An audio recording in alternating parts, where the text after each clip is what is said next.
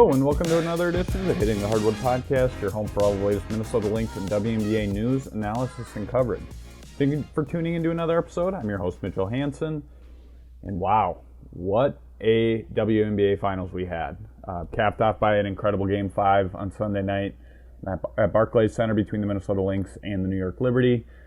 If you tuned in, which I would assume most of you did, if not all of you, you saw how the game ended. You saw the controversial call at the end. But man, what a game, what a series, what a season. That was incredible. And I said it after Game 3, and it holds true now. This is the best WNBA Finals that we've ever seen in 2024 between the Lynx and Liberty. And it was an incredible series, went back and forth, literally came down to the final seconds. First winner-take all Game 5 that has gone into an overtime. Average margin of victory was, I think, just over 5 points a game. And that's even with a 14-point difference in Game 2 with New York winning. But man, that was some incredible basketball. It's unfortunate that we'll dive into this here in a couple podcast recordings in a little bit. But it's unfortunate that officiating will be what we remembered from this series. I view it as similar to the 2016 WNBA Finals between the Lynx and the LA Sparks. That's a series we remember it for the last second call and maybe the missed call that took place. And I think that we're gonna view this 2024 series the exact same way, which is unfortunate. But hopefully this is something where the league will push the league to officially try and improve their officiating crews and improve their product internally. As we continue to grow as a league, as we continue to expand, and as we continue to see increased, interest and exposure of this game and this league. But with that said, the season is officially over with Game 5 of the WNBA Finals concluding here on Sunday night. The New York Liberty, congrats to them. They did win their first WNBA championship. Topping the Minnesota Lynx in 5 games. It went to a full 5 games, which I think a lot of people are glad that it happened, and a lot of people expected to happen. But it was an incredible battle. With the season coming to an end, for me personally, it's season 9 in the books, which is hard to believe. It's been 9 years already. But next year, I'm really looking forward to season 10. I really do appreciate everybody for following along, whether it's Twitter, here on the podcast, all of you listeners tuning in every week or every other week, with stories, with anything. You guys have been great. You've allowed me to continue to do what I love to do, and that's covering this league, covering this team, and it's been a great joy and a great pleasure of mine to be able to do that, and it's something I look forward to every year. So I'm looking forward to year 10, as I mentioned, in 2025. But before then, there'll be plenty of content from me here at Hitting the Hardwood, as well as at Canasupis and Winsidr. As I'm recording this, there's a story that just dropped at Winsidr, written by me on the season for the Lynx and kind of looking back on the season and what that they should be able to hold their heads high, and that they kind of put the league on notice here in 2024. So you can check that out at winsidr.com or at canasupis.com or at winsidr.com. I will also have a story looking back on the year and kind of looking forward to the future of the Minnesota Lynx and kind of where they go from here. But this week in this podcast, I'm doing something a little different than what I've done in the past. I've never done this before, but I don't have one guest. I have 2 guests this week, and they're not together, but they're in separate recordings. The first one is Terry Horstman from The Next. He's done a phenomenal job of covering the Lynx all season long. He was at Barclays Center for Game 5, covering the game and this team. But Terry is phenomenal. He took the time out of his busy travel schedule to squeeze me in to be able to chat a little Lynx Liberty and WNBA Finals. But he is the first one. We jump into things with him. And as I mentioned, he does a lot of great stuff at The Next, and you can follow him on Twitter in social media as well. But the second person is Aryeh Schwartz, who is a multi-episode guest or multi-time guest, I guess you could say, of Hitting the Hardwood. We had him on actually at the end of the Connecticut series leading up into the WNBA Finals, but I talked to Aryeh about the WNBA Finals, and he's somebody I really like talking Lynx basketball with. He's a Minnesota native, so I know the Lynx are something that are special to him, and he kind of follows them a little bit closer than maybe other teams. But Aryeh, it's always a blast talking to him about basketball, and I can't wait for you guys to hear that recording because it's a fun chat with Aryeh as well. But before that, let's jump into the conversation with Terry Horstman from the Next. Terry, what in the world happened last night? That's all I can say. I don't even know. I texted you. I think I texted you right after the game, or I messaged you right after the game, and all I said was, "Dude, like that's how you could describe Game 5. It was a heck of a game." And all I said back was, "Well said." Yes. I think, dude, what, holy expletive, what were kind of my thoughts. I still haven't gone back and read the story that I filed last night out of maybe more so out of fear than anything else. I don't really remember what threw my mind, and I definitely don't remember what I typed.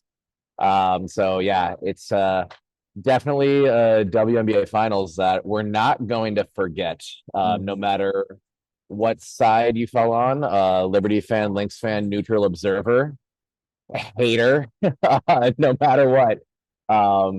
This isn't going to be forgotten for some time, for better and for worse and much worse. So yeah, our absolutely. finals. I'm still at the airport, so I hope my audio holds up throughout all this. But I'm happy to be joining you this Monday morning, sir. Well, I appreciate it, and that's what I was gonna get to. I saw right before we started recording this, I saw a tweet from you on Twitter that or X, whatever we're calling it nowadays, but that we were jumping on or whatever, that we were going to be recording this, and you explained where you are. Now, if you could just explain to the listeners who can't see you right now, like I can, where are you and what are you doing? Um, so you're probably hearing some stragglers being called to their gates in the background behind me. I don't know how good of the audio editing we've got cooking here. I'm right by gate B34 on the Terminal 4 at JFK. It's about 10:52 a.m. Eastern time, and my flight back home boards in about 35 minutes. So yeah, I'm at the what is this place called? I'm at Blue Point Brewing Co. Okay. Right by Terminal or Concourse B. Yeah. And yeah. It's pretty great. I like it so far. This is a great place to decompress and try and talk through a historic finals game from the night before. I'm right where I need to be, Mitchell. Yeah. I'm jealous. I'm jealous. Yeah. Obviously you were there for Game 5. What before we jump into the game, what was the atmosphere like? I mean, Target Center, for people who were in attendance or maybe even just watching on TV, Target Center for games 3 and 4 were phenomenal. Yeah. But what about Game 5, and what was the atmosphere like in Brooklyn? I mean, every game of this final series was phenomenal. Obviously, I am born and bred Minneapolitan, so I think Target Center is capable of creating the best crowds in the world. But gotta give shout outs to the Liberty crowd as well from game 1 through 5. They brought it. But last night did feel a little bit different. I think you probably could detect a little bit of tension in the Target Center crowd in game 4, just because there was the possibility of being eliminated. And then with game 5, just knowing a champion's going to get crowned tonight, the tension was palpable. And there was kind of that little, like, holy F aura hanging over it. But when they needed to be loud, they were loud, and they, definitely created a great and loud atmosphere for their team. And I hadn't attended any finals games outside of Minneapolis before. I think 2017 was the only year I was able to make it in person to the finals. Had been to Lynx playoffs games before, uh, but I think just both crowds in both cities created such amazing atmosphere for the W, and really brought the fan support that this finals deserved to cap off the season. And yeah, the fans were amazing in both Brooklyn and in Minneapolis. Hmm. Yeah, I mean, people who were watching or tuning into the game, they obviously know how Game 5 ended. Ended Mm-hmm. in kind of controversial fashion, which Yeah. sparked some entertaining comments from both teams after the game. But Mm-hmm. in totality, it was like you said, it was an all-time series. Like, it was a phenomenal series. I said this after game three that this series at that point was already maybe one of the best we've ever seen, if not the best we've ever seen. And now that we've Yeah. gone through 5 games, I mean, you can't. I think it's without a doubt the best, or at least top two, top three that we've ever seen in league history. What do you think of when you? I know it just ended, but when you look back at this series, what are your thoughts on what we saw from both of these teams? I think you saw clearly the two best teams in the league just throw thunderbolts at each other Hmm. for 40 minutes, 45 minutes on the bookend of it, with games 1 and game 5 going to overtime. And I do think it is great for the league to get a series like it just got, especially for, there's a lot of new fans to the WNBA Hmm. this year. And I think the two teams that were pretty much 1 and 1A all year, they met in the Commissioner's Cup. It's kind of, I think it's maybe 3 years in a row that Hmm. the teams that met in the Commissioner's Cup met again in the finals, and the results just kind of flipped. Hmm. I think the players would prefer a WNBA championship, but it's just that kind of shows the longevity that both these teams had over the season. So if this was your first year watching the WNBA, I think you were treated to an incredible just nightcap on the party that was this whole year. And I'm not saying this is a good thing by any stretch. I think when championships end with controversy, it really kind of takes the shine away, and it's frustrating. But Hmm. when we've kind of talked about, the negative attention that comes with making it to a certain level all year, and when you have LeBron James, Bill Simmons, and Damian Lillard all fuming online about the quality of the officiating, like, you could go through every tweet and be like, was this in reaction to an NBA game or a WNBA game, and not be able Hmm. to tell the difference. And that is a sign of growth, as unfortunate Hmm. as the details were that inspired all of that reaction.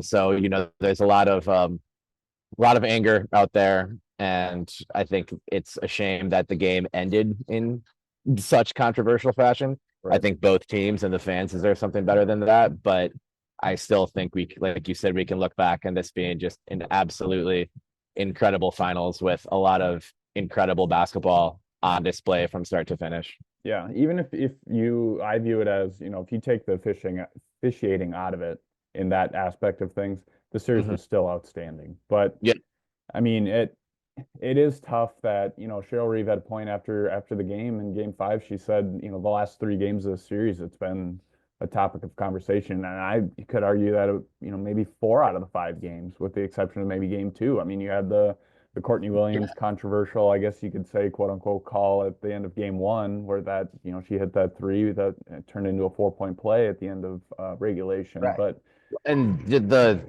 call they missed that where the ball went out on Stewie, and they're like, "Well, none of us saw it, so right, jump ball." right. But It's it's just unfortunate that it does that. That's gonna take over, right. what actually took place. It's similar to what we saw in 2016 with, Yeah, the Lynx and Sparks, that we still talk about that now of, oh, right. that 2016. You remember that 2016 finals when that last second shot from NECA that was a controversial call. This is the exact same thing. Yeah, And and that's unfortunate, but and I couldn't help but think too with knowing we're going to a 7-game finals next year, or best of 7, how after game 4, Sandy Brondello came out and said, maybe I need to speak up in press conferences. Cheryl spoke up after game 3 and it worked for her because we got no calls today. Yeah. If this is a 7-game format and now we're going back to Minneapolis for game 6, I would imagine Cheryl would maybe be a bit more strategic in mentioning the officiating than she was last night with the season being over. But then is it just, do we kind of do this trade-off of like whoever complains about the officials more, would we see the Lynx get 30 free throws to 10 free throws to the Liberty in game 6 if there were to be a game 6? Right. I don't know. And I think where neutral fans probably have to be as annoyed as anyone too, just because forget any one call. This has been something we've talked about in this league forever. Mm-hmm. And now with more eyes on it and with more money going into it, it's something that needs to be addressed. I don't want to be just a blame the refs guy, but when you have that audience and that arena and that much reach now, to not have better officiating across the board, across the season, that's something that I think does need to be looked at and reconsidered. And I hate to bring it up because I don't know what the solution is. Right. Like, I don't think you can just be like, oh, well, just pay your refs a lot and then more people will want to do it and they'll be better. I don't think that solves it. So It's just an inherent thing that I think is a years-long solution away from really course correcting. Yeah. It is something that, and it shouldn't maybe even taken this long, but it is something that the league should prioritize in getting right. Because that, like to your point, the season is going, or the series will be extended. They're going to the best of 7, or the finals going best of 7. The season is already extending more. I mean, you have more games, you have bigger sample size, you have more eyes on the game. Like, you got to improve internally too at the same time, and that's something that the WNBA has struggled with, not just with officiating, but in general. And it's something that we've talked about. Wanting Kathy Engelbert to focus on expansion and adding teams. Now it's time. Now that those are happening, okay. Now let's improve the product that we already have. Right. And let's improve that moving forward. And it was just, I mean, this is just one example of that, but it's unfortunate that it happened the way it did, but man, what a series, what a battle. I mean, you could tell after every game, each team was just exhausted. Each coach was just exhausted. It just took all of everything out of them, which is exactly what you want out of a 5-game series, and you want both teams to stay healthy, like both teams were for the most part. But it was something like I haven't seen before. I probably could have watched another 2 5-game series of those two teams just battling it out. It was. I forgot who had this, but so I apologize for not giving them their credit. But I think it was Josh Gondelman, the comedian. It was like, society needs a Lynx Liberty game every day until the election for us to make it.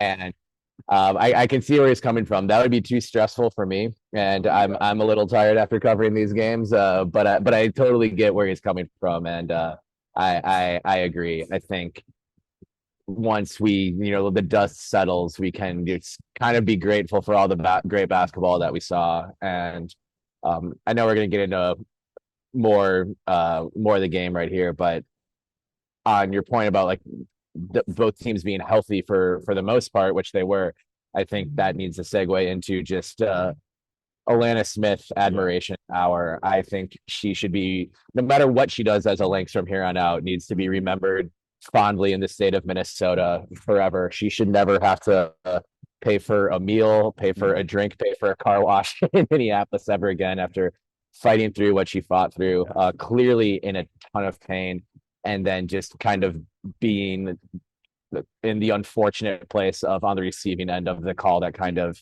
shifted things. And she came out after the game too, was clearly still in tons of pain and upset, and talked with us as gracefully as you would expect from Alana Smith if you've paid attention to her this year and this career and in her career. So man, she was, what a fighter.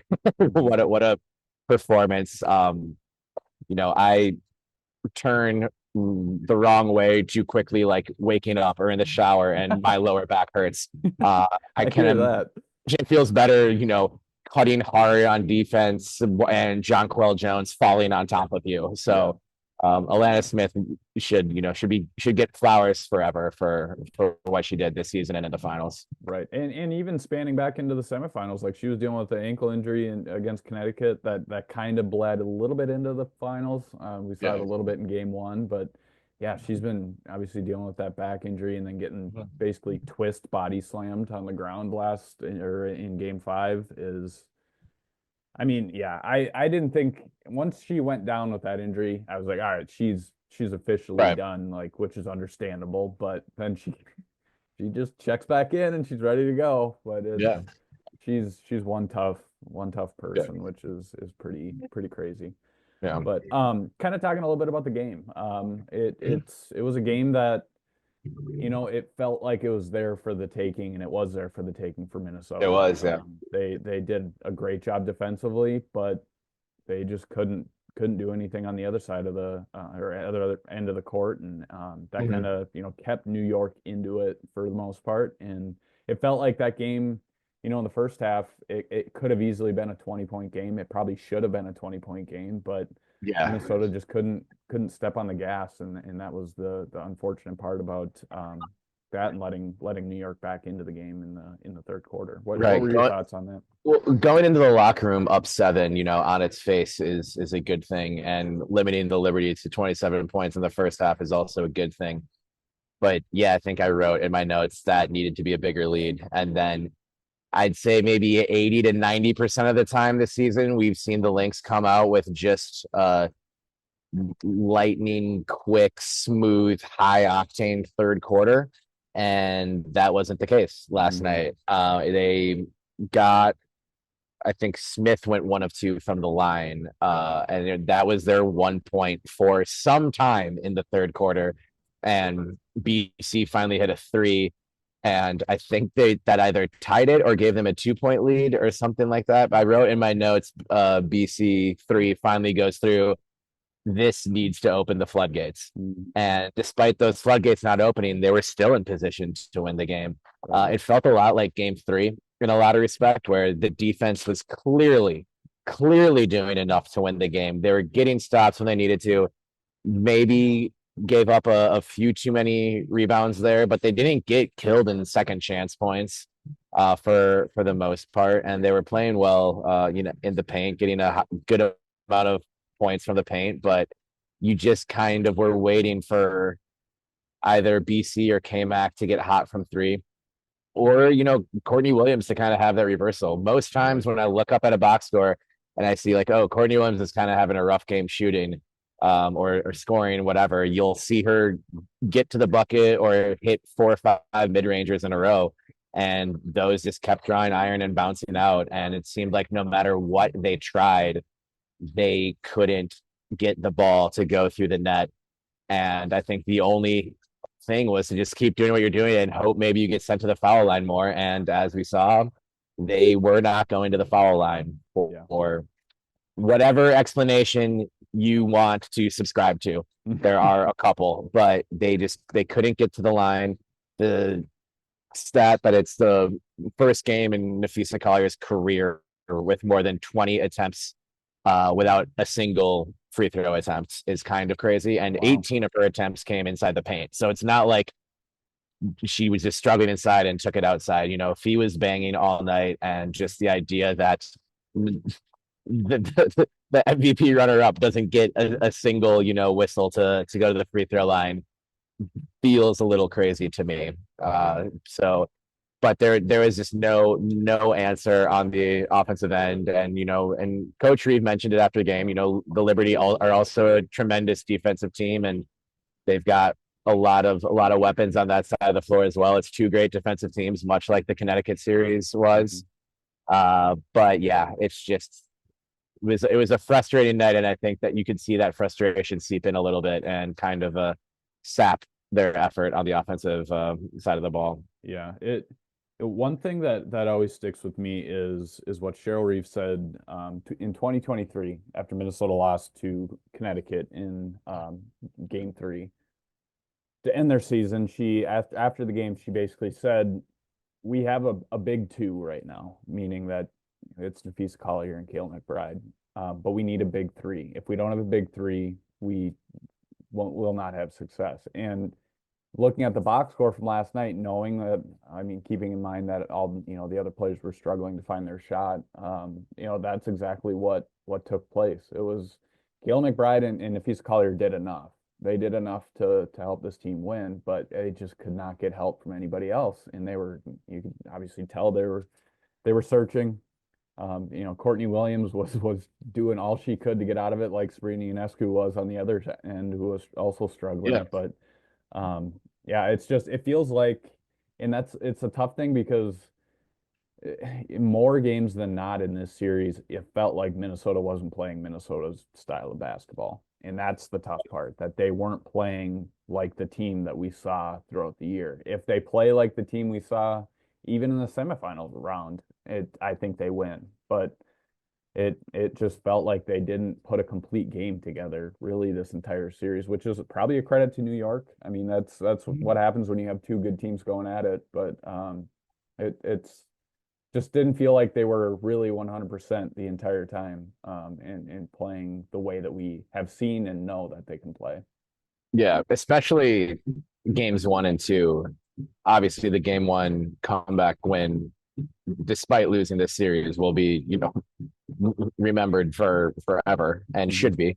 Mm-hmm. But yeah, I could, after 80 minutes of the opening 2 games of basketball, you probably felt good about maybe 5 to 7 total minutes of Lynx basketball. Right. And then game 3 was really tough. And I think the Smith thing, the injury was hard too. And, that was another thing where people want to react to Cheryl's comments about, the beneficial officiating the Lynx got in game 4. Well, in game 3, Smith got hurt, and she also got fouled 3 times on that play before getting hurt and then getting whistled for the foul. So there is just a lot of speed bumps on the way to this final result that we got. And no matter what it was, whether it was just the way the game was being called, whether Smith got hurt or just the ball not bouncing the right way, they couldn't really get into a steady flow of Lynx basketball, with the exception of maybe game 4. When kind of now with game 5 over, and like I said, obviously it's still very fresh and it just finished. But when you look back at what Minnesota was able to do, not only this season, but in the postseason, in the finals, what do you think, or how can you describe the type of year that Minnesota had? I mean, it was a phenomenal season, and I think this last game in the finals will kind of forever be the cloud that hangs over what was almost an ideal year of Lynx basketball. I think this team kind of loves to have its chip on its shoulder, loves to have people not really believe in them. Them being ranked 9th in the preseason comes up a lot. I don't think that was everyone's power rankings, but it was the one on ESPN right there's 9th. But they were kind of like in that 4 to 8 range. If you go back and look at it, and everyone was talking about the Liberty, everyone was talking about the Aces, saying the Sun would be right there, and that this new collection of talent in Seattle could play for something as well. No one was really talking about the Lynx. If I can borrow some of Smith's language from earlier in the season, she said they were talking about that in training camp. It was like, what the hell? Like, this is bullshit. We're actually really good. We can win a ship. But yeah, I'll just think about the crowds. I'll think about the number of times I left Target Center just completely in awe of the things that Fee was doing. And if you have to win the final game to know what you just went through was worth it. It's like what John Candy says to Doris at the end of Cool Runnings. The gold medal is a wonderful thing, but if you're not enough without it, you'll never be enough with it. And he says, Coach, how will I know if I'm enough? When you cross that finish line, you'll know.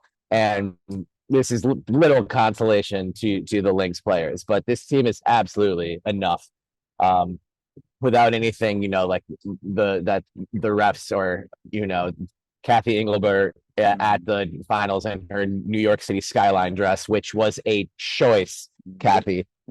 So I think what's not to love about this team. It was such a privilege just getting to be around them on a daily basis, getting to be at nearly every home game, and follow them through the playoffs. Like, God, this was 12 playoff games in a not super long period of time, and just when you kind of thought the other shoe was going to fall, it just never did. And it was absolutely gorgeous basketball pretty much from the start. Like, go back to game 1 at Seattle, they won that game pretty handily, and save for a couple of hiccups in a 40-game season, it was pretty beautiful basketball from start to finish. And it's just so fun to follow a team that clearly loves each other and thinks the world of each other. Chemistry and camaraderie are words that get thrown around constantly in sports media. And when you come across a team that actually has it and knows it, and they don't even really need to talk about it, you can just see it. It's pretty special. Yeah. And I don't think anyone in that locker room is going to feel any better about this anytime soon. It's, all championship aspirations in there, but I think it's pretty, inspiring and definitely encouraging. Pretty much everyone outside of, Cheryl Reeves' office probably thought that the Lynx getting back to this point was going to be a 5 to 6 year project. And she said, I'm building a team around Nafisa Collier, and not to say that they're ahead of schedule, because I don't think they're ahead of Cheryl's schedule. I think she probably had designs of them making it this far last year. Right. But they still did it this year in this, second year after Sylvia Fowles retired. And it was exceptional. It was a lot of just sensational play on a daily basis or nightly basis. And yeah, I think this season should be remembered as fondly as any championship season, because it's the trophies and everything are nice, but like Coach Blitzer says, like, when you cross that finish line, you'll know. And I think every Lynx fan in their heart knows that this is a championship team. There's I don't think there's anything more they could have given, and they have every right to feel good about themselves. And I think that's just kind of what I'll take away. This team ticked every box, and I'm sad that it's over. Looking forward to a few more nap time in the coming days. But yeah, it's gonna feel weird not to be at shoot around tomorrow or have an availability to go cover and try to invent questions, because you kind of asked everything that you can during a week of WNBA Finals games. So great season. It was so great to be a part of it. And already looking forward to next year. Yeah, no, I wrote a story that will be coming out within the next day or two at Canis Hoopus, that the Lynx put the league on notice this year. Now, that's not saying that they weren't a legit team or couldn't make a run, but they put the league on notice that, hey, the Lynx are back. The Lynx are back to being the Lynx. And go ahead. I was just gonna say, and not to be lost in the comments about officiating last night, Cheryl's comments and saying we showed the league that you can do this without getting a branded super team or circumventing the cap or flying illegally. A shot at their opponent in this finals, also the two-time defending champions. Which I can't blame her for doing that. You can call that sour grapes all you want, and it does kind of feel like it. But if the Aces are still under investigation for two different things, and just by being a sports fan who's been alive and awake for the last 30 plus years, I'm not expecting them to get more than a slap on the wrist. No. And if you're a team that has not violated any either rules or guidelines, unwritten rules or whatever, like, you have a right to be frustrated. And I think Cheryl put this team together of players who weren't the flashy and splashy free agent acquisitions, but was there a better pair of signings for a single team this offseason than Courtney Williams and Alana Smith? I don't think there were. So yeah, it's definitely hard not to really feel the hurt that Cheryl had in those comments. But the way this team, the roster construction was amazing, and yeah, I think it provided a formula and also said, yeah, we're going to be here a while. He's still pretty young, which is, he hasn't entered her prime yet, which is maybe the most terrifying news for now 12 other teams and becoming 13 and 14 other teams. Yeah.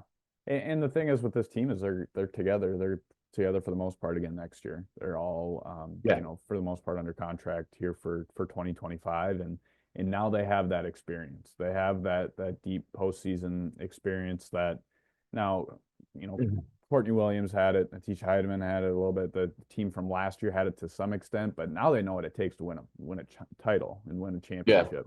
And that, when you have that and you mix it with the revenge factor, revenge factor, I should say, it's dangerous. And I think that this team will be, I think they'll be right back to where they were this year, next year. And I think they'll, if they are, they'll be able to cross the finish line there next year because now they know what it takes.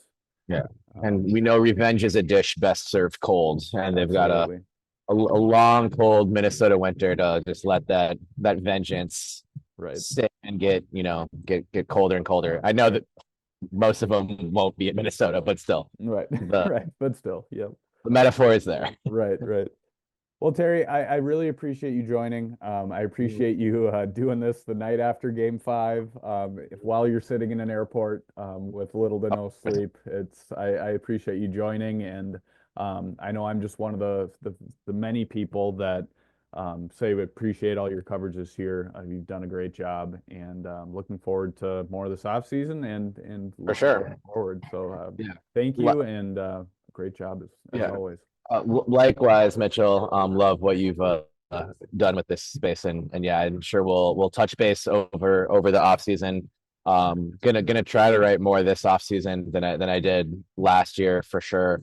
And hey, maybe we'll all go down to Miami for some unrivaled games, since there'll be a lot of Lynx down there. Miami in January, that's a great way to escape the cold, and yeah, there'll be a lot to follow and a lot to write about and more stories to tell. So excited to dive into all that. Count me in for that. I'll maybe when that happens, we can sit and we'll each have a beer in our hands, and we can record a podcast. Like Lynx media winter meetings. Hey, like there we go. Baseball.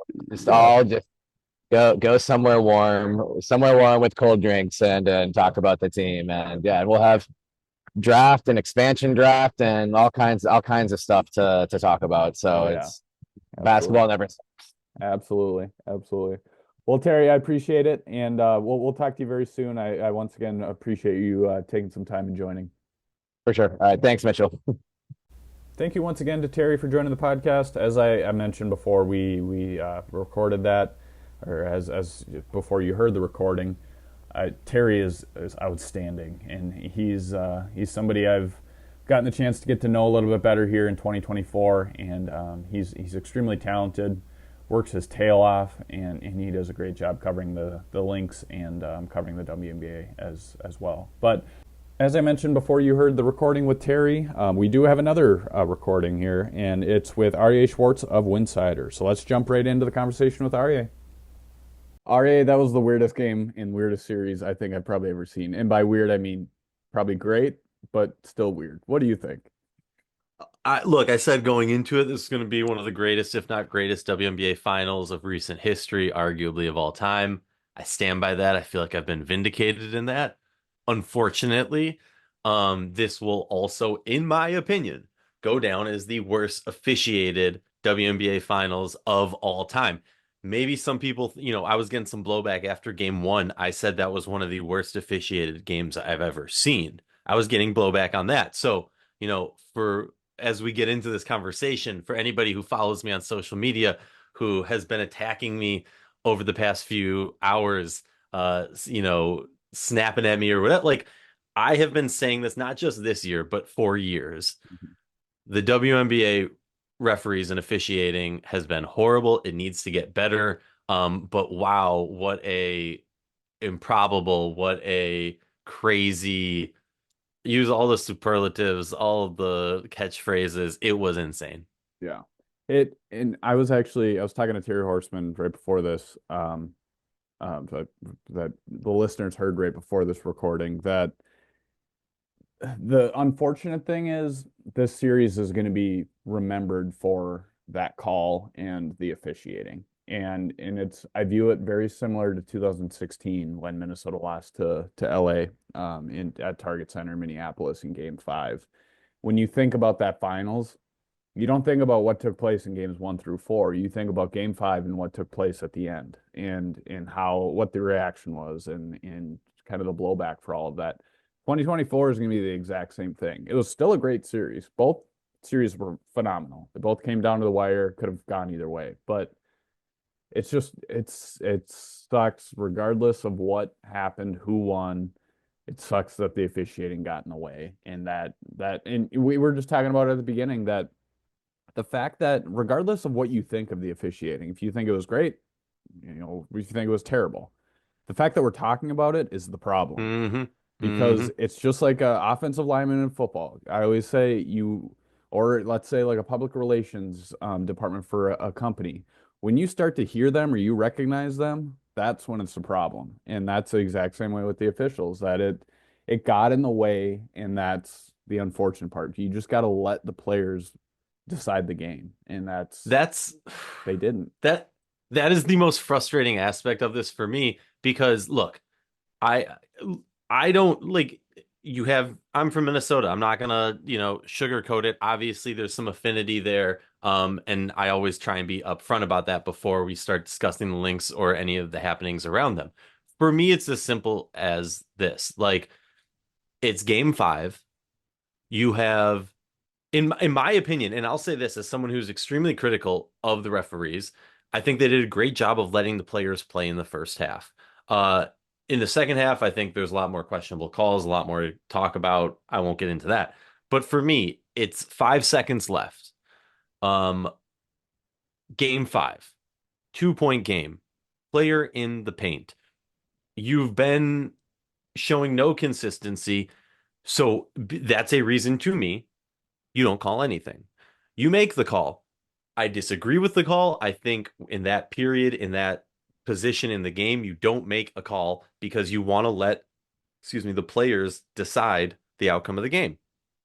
And so the play gets challenged and you're reviewing it. And in your review, you see that Stewie traveled. I don't know how somebody can get from the 3 point line to the free throw line without dribbling the ball while holding the ball and it not be considered a travel.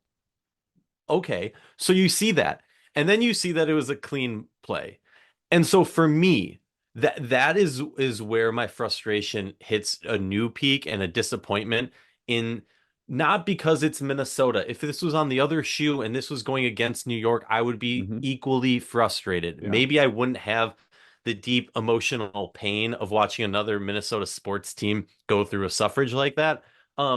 But to me, it's the that was the worst moment of the whole series of the game, not the call and not the play itself, but when the referee decided not to overturn it. When the referee didn't have enough self-awareness to say, "Hey, this isn't about me.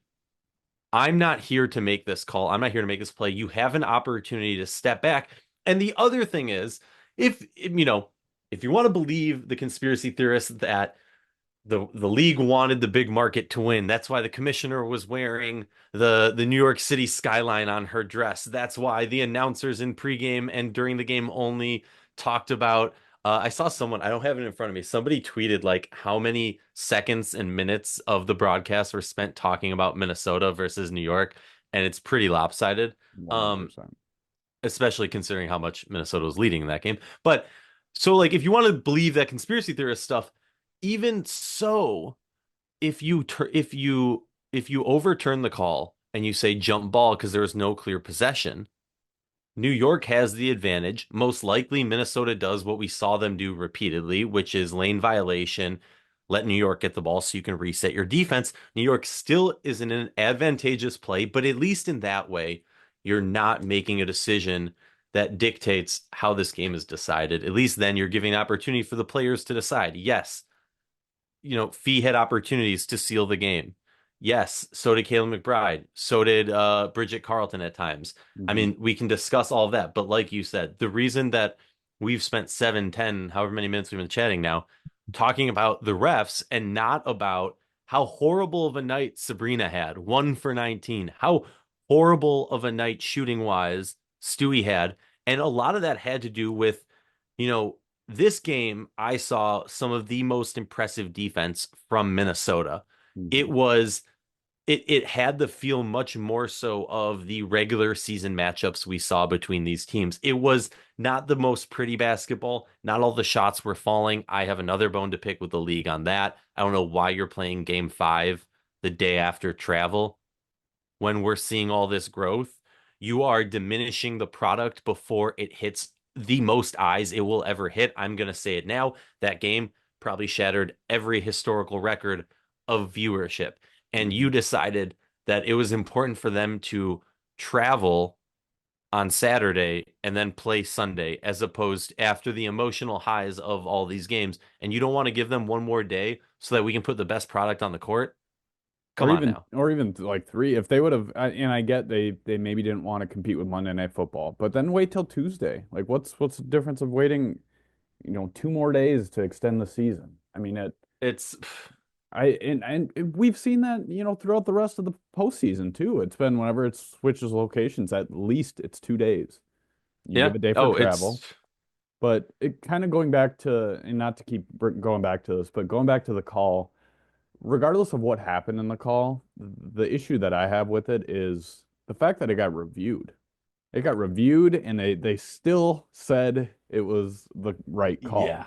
That's the issue with me. It's like you said, it's I don't know this for fact, and I may be just assuming, but it's it's ego getting in the way at that point. It's the officials not wanting to admit that they were wrong, or they're too afraid to switch the call back.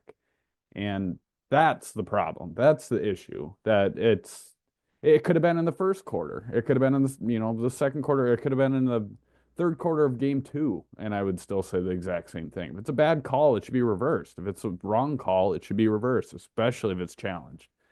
But going back into, regardless of what happened, regardless of that call, what are your thoughts on the series that was? I mean, it was an incredible series. It was a back and forth series. It was a dogfight. I wish it would have been a best of 7, but it's we whatever. I could probably watch him play another 2 5 series games, or five game series. But what were your thoughts on the series and what we saw between Minnesota and New York? Should have been best of 7. Yeah, no, like, look, amazing basketball. It's a shame. Like, defensively, it was great.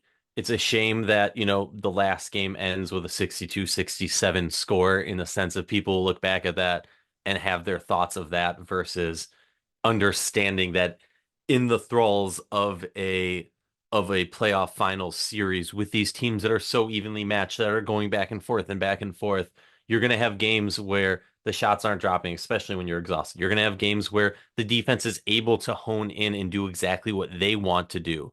Um, that's just the greatness of the W. That's the greatness of the players that we're playing. I like It was amazing. It was Mhm. a great series. Going into it, the Lynx were the underdogs. Going into it, the Liberty were expected to win it throughout this whole thing. And the fact that Minnesota was able to push it for 5, push it for, 39 minutes and 55 seconds, and win it up until that point, is great. Yeah. It was fun to watch. Like, if we want to go more in depth, we can talk about how Bridget Carleton struggled in this game to score and be aggressive.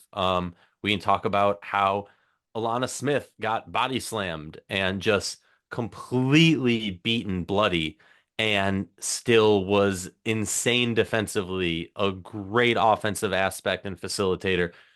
Kayla McBride had a great season. She looked exhausted towards the end. Sorry, Mhm. great series. She looked exhausted at the end. Courtney Williams really struggled last night. The depth was great. They really did not get the bench points they needed from Dorka or Zandy. Um, but I think the most important thing to take away from this series, especially for Lynx listeners, is Nafisa freaking Collier. He was Um, unbelievable. Leads the playoffs in points, leads the playoffs in rebounds, leads the playoffs in steals, leads the playoffs in blocks. Uh, and as Show Reeve noted, did not lead the playoffs And in fouls. free Or throws, free throws, or yeah. Or fouls. fouls. But Um, yeah. my biggest like, Nafisa Collier needs to be getting MVP calls, Mhm. and I say that I'm anti MVP calls, but I say that in the sense of, if we're going to be giving them out, you got to have a player on each team you're giving them to, and you can't have a player like Nafisa who is shooting so many of her shots contested through contact. Um, you just can't, like you said.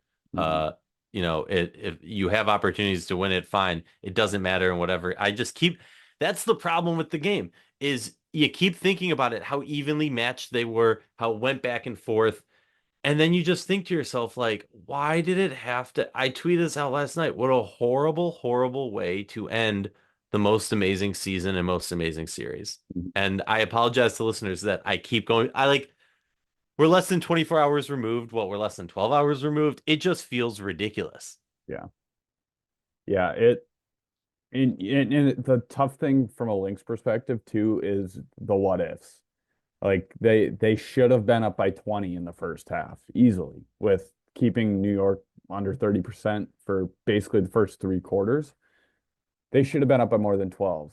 Courtney Williams had a rough game. If Cheryl Reeves said it after the game, if she, has a little bit more production from that lead guard spot, they probably win the game. To your point, Bridget Carleton, if she, finds her shot a little bit, like if anybody stepped up beside Nafisa Collier and Kayla McBride, they win that game. And I mean, you can play the game of foul at the end, or blown calls at the end, whatever, but it should have never got to that point. And that's maybe the toughest thing about the loss, I think, from, if you're inside that Lynx organization, is that game was there to take. And it's tough when that happens regardless, but it's even worse when it happens in a game 5. And that's something that it sucks, because they don't have another chance to get back out on the court. And that's something that's going to be on their minds all off season long. And that's tough to sit with any athlete or any coach or any person in an organization. But That makes me think of two things. One, I have to say, I everybody knows, if you know me, I respect the crap out of Reeve. She's amazing. I also disagree with her a lot. I'm going to agree with her that, while yes, if they make a couple shots, whatever, it's their game, it was theirs to lose. It shouldn't have come down to that, because the right, way I look at it, and I was chatting with the great Hall of Famer Rachel Galligan go. about about this game, and just breaking down, she's a former coach, former player. She loves, after the games, to go in depth and break down the box scores and kind of dissect it. And you look at it and it's like, yeah, it shouldn't have come down to that, but it the conversation shouldn't be, oh, if they did enough to win it. And you know what I mean? Like, if that call doesn't happen, then the conversation we're having today is how the Lynx won their 5th championship, how they could have made it a clear victory, an extended victory, but they weren't able to hit those shots and do that. And that was the problem. So that's why I have a little pushback when it comes to they shouldn't have let it. You're right. They shouldn't have. And that's going to eat away at them. And that's going to be the thing that keeps them up at night. And you got to feel for these players and hope for the best of mental health and mental health professionals to help them. Because look, you have fans who are going through the thralls right now, and you have these players who have been through the emotional roller coaster of it and deserve all the help and proper care that they can get. So that's like the one aspect where I'm just like, you're right. It shouldn't have come down to that, but it did, and it rightfully did because of how evenly matched these teams were. And you just got to have a lot of anger and frustration. And then the flip side, I guess, is looking forward. I'm curious of your perspective on this. This team, there's an argument to be made. I don't know if you agree with this argument, but there's an argument to be made that this Lynx team got everyone to play their best and everyone had career years. Can you expect a similar type of repeat situation to then push for a deep success next year? Or was this a one-off type thing?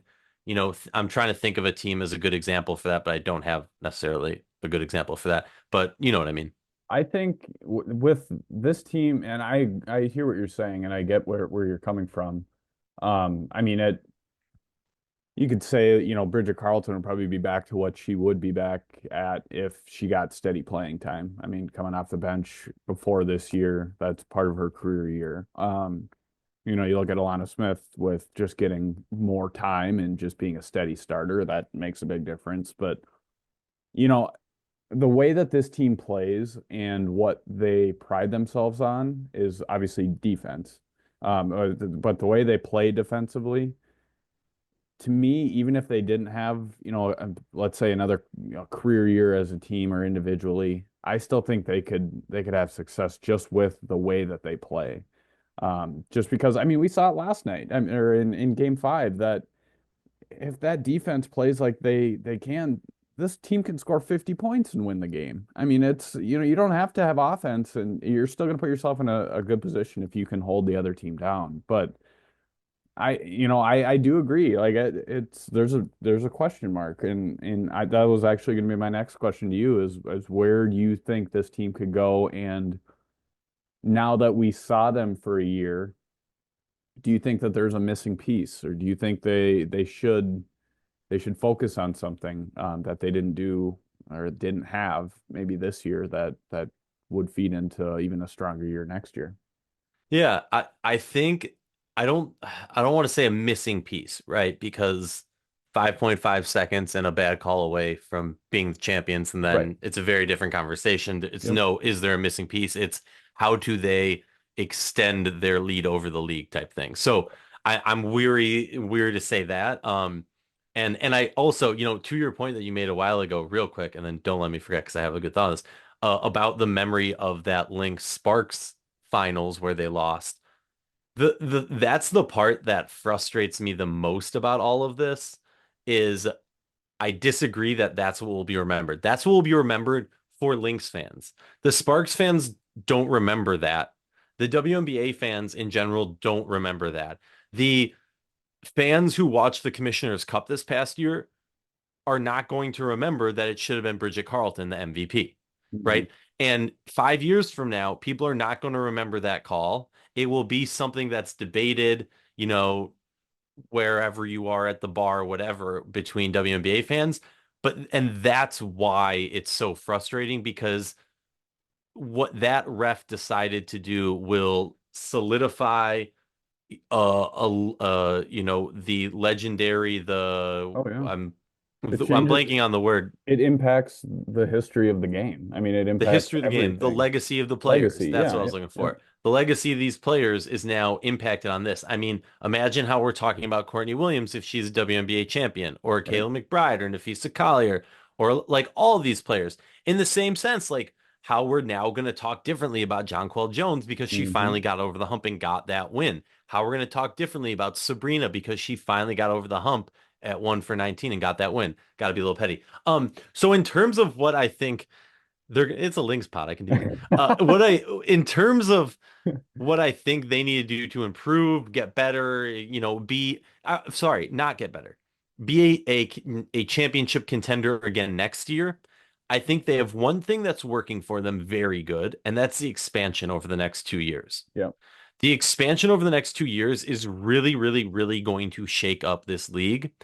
And while this team has a lot of depth, a lot of really good depth, right? In Maisha, Dorka, Zandy, Natisha, Diamond, Pili, Popa, they also can, a lot of those players, Popa, you can lose.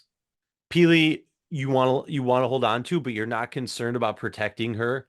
In my opinion, go look. The league is not going to be announcing publicly who teams protect and who they don't. If I'm Right. Minnesota, I'm protecting the starting five, and then the one hard question is Heidemann or Juhas. I'd probably say Juhas, to be I honest. agree. I agree. I And think that's you go not a knock Juhas. on Heidemann. I mean, I think It's not a knock on really Heidemann. good. She plays amazing, really good defense. Her shot has struggled. I mean, I just kept thinking if at any point during the playoffs she finally started to hit her threes that we've seen her hit throughout her career, it was just off all season. I Right. mean, how different? Because the only thing I would say add to this team is okay, if you're gonna even if you keep a Zandy right after this season, which throughout most of the season I would say it's a no-brainer you want to keep her. These finals, she struggled mightily. There's no question about that. Um, Maisha, maybe you can bring her back. So I think they're in a situation where they can lock down and protect their five key players that those are the ones that matter. And the role players that come in after that, now you can probably attract a better role player that you want. You can maybe attract an older player who fits the vibe and just wants to, you know what I mean? So like now you have more flexibility as long as you keep that core five and you say, hey, you're our five. Because I don't see them upgrading over like I don't want anyone to take this the wrong way, but let's look at this. Okay, Alana Smith, Feast Collier, Kayla like who would you possibly upgrade in that starting five? Maybe Courtney Williams, and I don't want to say that from recency bias, but like maybe, but at the same time, no, because of she got you there. So I don't think there's anybody in the starting five that you would want to upgrade, quote unquote, or replace. I think it's more so you're looking to find the right fills for your depth, and that is a good position to be in. And while that's happening for you, other teams are going to be in much more of a struggle protecting the players they want because they don't have such a defined starting five, such a defined key players, as it were. So I think they're in a good position. And also, look, you have Cheryl Reeve, the best coach in WNBA history. So yeah. I think for the first time, probably since maybe 2017, they have a starting five and they have it set. Like they have a set starting five like they used to in their dynasty era. Now the dynasty team is, I mean, they are what they are or what they were, but this team has a set five, and now they can, to your point, they can focus on the depth, which when the last 6 years they've been trying to piece together a starting lineup. And the whole, the team in totality. But now you can shift that focus a little bit, which is only, it's going to make Minnesota stronger because we know Cheryl and Claire, they can find players, they can find gems. And, when you're focusing just on one area of your team, you don't have to worry about the starting five. That's a good problem to have. And I think that, they do have the ability. I mean, Natisha Heidemann's contract is going to be up. I mean, they do have the flexibility to try and do something and to bring in somebody.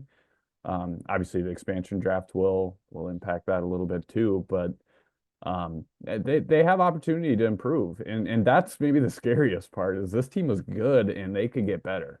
And there are holes. I mean, there are holes on every team, but there are holes that they should be able to fill. And that I think they could fill this offseason and to make them even stronger in 25. But a team that's on revenge tour is always a scary thing. A Cheryl Reeve led team on a revenge tour is maybe even scarier. So they're gonna do all they can. I honestly, as prime Cheryl Reeve as that post game interview was, I was kind of there was almost like a defeatedness in her voice of Yeah. anger of like She was exhausted too. what more can we I've been doing a lot of the math on it. The thing that frustrates me more, and I know a lot of people have been, attacking me on social media saying, where were you in game three? First of all, as you noted, like, doesn't matter what game it is, the ref shouldn't be deciding it. But two, my biggest thing is when you have such free throw disparity, um, that doesn't track the location of shooting, right? Yeah. That's where I just that would be like, if we want to move past, if that one play didn't happen and New York's sitting here champions, right? It didn't come, let's say like it didn't come down to that play. Stewie hits that shot and they don't call the foul and it's a tie and it goes to overtime, Minnesota loses. I think we're still sitting here, if we're having an honest conversation about the series, that wasn't the only Right. egregious call. That wasn't the only time during during the playoffs for the past 10 years that the referees have made horrible insertions of themselves into the Mhm. game. And so I think I say the two biggest things the W needs to do in terms of excellence and growth, besides like roster expansion, blah, blah, blah, is break away from the NBA. Independence will only be better. And then also hold a much higher standard for our officiating. Yeah, I 100% agree. Kind of talking about the league, just to kind of wrap things up.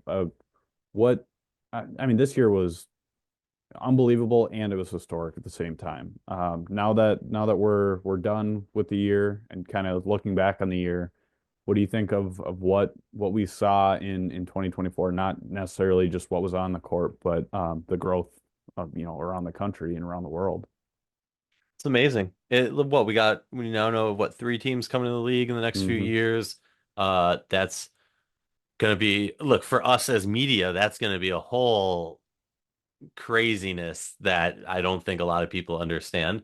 Um, it's amazing to see. We've been around here for a while, watching this league, screaming from the rooftops about the amazingness, and it's been so. And this isn't a victory lap for. I mean, it is towards all the haters, but it's not a victory lap like, oh, we've been here so long. It's just so gratifying, not for us, but for these players to see every game sold out for the finals, and not just sold out, but they're opening the upper deck. We're not talking about, when a team would have a sellout game because they gifted 1,000 tickets to, some local agency and 200 Hmm. people of those 1,000 tickets show up. No, we're talking about completely packed. It's sad to a degree because some people are going to get priced out, a lot of great fans who have been fans for a very long time, and I don't think there's enough talk about that. Me personally, ticket prices should not be going up. Maybe this is a hot take. Maybe I don't know enough about finances. Ticket prices should not be going up. You should be you're already getting much more hand over foot investment. So why are you raising the prices of the fans who are spending their money to come? You're already making more money off merch. You're already making, a billion times more money in revenue from TV and such. Stop taking it out on the fans. Stop being greedy. I understand it's a time to whatever. I'm going on a crazy rabbit hole of different topics now. No, I think there's so many positives, but we can't be blinded by the positives always. We need to, Yes. as I always say, honest and critical. And together we will grow the game. I was just talking to Terry Horstman about this earlier, that now that we have, the last, I don't know how many years we've been talking about expansion. We've been calling for expansion, want expansion, expanded rosters, expanded teams, whatever it may be. Now that we have that, or we're going to be getting that, now it's time to focus internally. It's time to focus Hmm. on roster expansion. It's time to focus on travel. It's time to focus on officiating. It's time to focus on TV deals. Now it's about improving the product that is already existing. And that's what Hmm. the players have been calling for years. I mean, players wanted that more than they wanted expansion. Hmm. Um, but I mean, expansion will help with everything else. But yeah, it's time to focus internally and find out how this league and this game can grow, and not just be complacent with where we're at, but let's keep going. Let's keep building it, and let's keep let's keep our foot on the gas and keep this thing rolling and make it a good product like we know it can be. And it is already. It's not that it's a bad product, but it could be better. There are things that But could be better. there's so many things. Like I always say this, and I've had so many friends reach out to me who are not WNBA fans who just hit me up when whatever their local team beats the Lynx or they saw a WNBA game or a women's basketball game. But like so many of them are hitting me up and they don't understand how many things in when we say product, we're talking about how the league markets the teams. Right. We're talking about how the league puts out, press releases, how the league handles PR, how the league handles pressers, how the league handles media credentials, like every aspect of the inner workings of how the sausage is made. We're not talking about like, oh, we need these players to make more shots. We want everything around them to be the perfect example. I'm sure these listeners will get it. Mm-hmm. You have Nafisa Collier. She is the player, is the product. You need the players around her to build up and to fit her perfectly. We need the best league around. We can't continue to get reject refs and rejects from the NBA taking front office positions in the W or in the league and things like that. We need the best of the best because they want to grow the W, not because they want to get a job at a different men's sports league and use the W as a stepping stone. 100%. We need people that want to come and just be here, not be here to get somewhere. Yeah, exactly. I 100% agree. Well, cool. Well, I could probably talk to you for probably the next 3 days straight about this game and everything that took place. But I appreciate you joining, and I appreciate your willingness to jump on and talk some hoops, talk some links, and I'm sure there'll be plenty of talk here in the next days, weeks, and months leading forward. Answer me this real quick, and ditto, always enjoy. If you are Glenn Taylor and or Cheryl Reeve, are you buying championship rings for your roster? Oh. Like something like a necklace or like something that's like a we know type thing. Because one, that would be so Cheryl to do that. I could honestly see something, maybe not a ring, but I could see not something. a ring, but like because they still want that ring is that chase that they want, but something to commemorate it. I think maybe like a championship ring case, like a ring box. Yeah. Or I could honestly see that. I could see that because then when they win that ring, it's going in that box. Exactly. All right. If you talk to Cheryl, you let her know about that idea. I'll put that in her ear. Yeah. Cool. Well, thank you, and we'll talk to you again soon. Appreciate you. Will do, man. Appreciate you.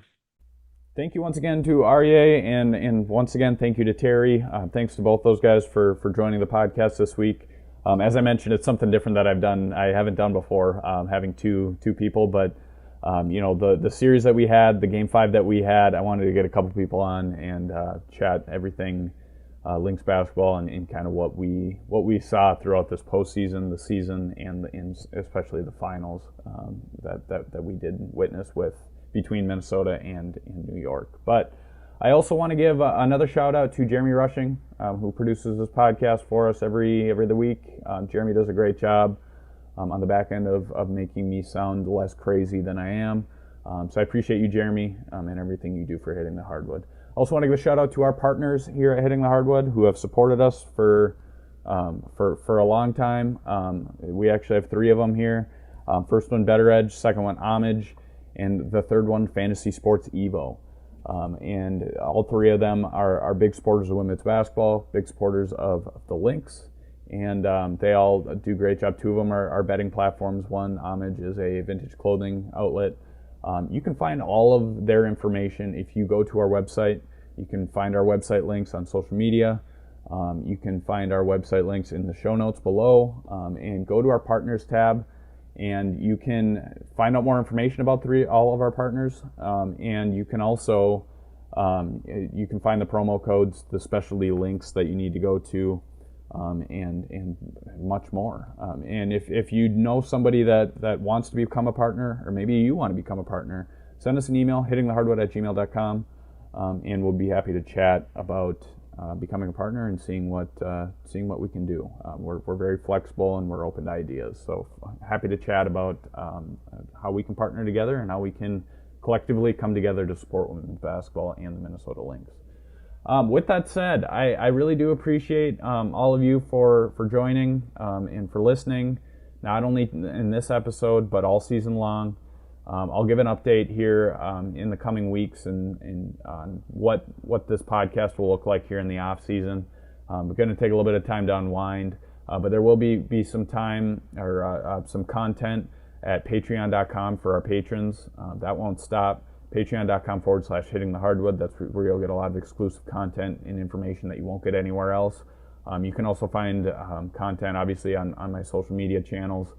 You can find me on Twitter, M_Hansen13, HANSEN13. And you can also find my work at Canis Hoopus, Winsidr, where else? RotoWire, Hitting the Hardwood, obviously, and so on. So I appreciate you joining. Hope you enjoyed what was a historic WNBA season, a historic postseason, an absolutely phenomenal WNBA Finals. And let's build on this. Let's keep going. Let's keep growing, and let's keep this train rolling. I'm looking forward to 2025, and it'll be here before we know it. So talk to you soon, and thank you for listening.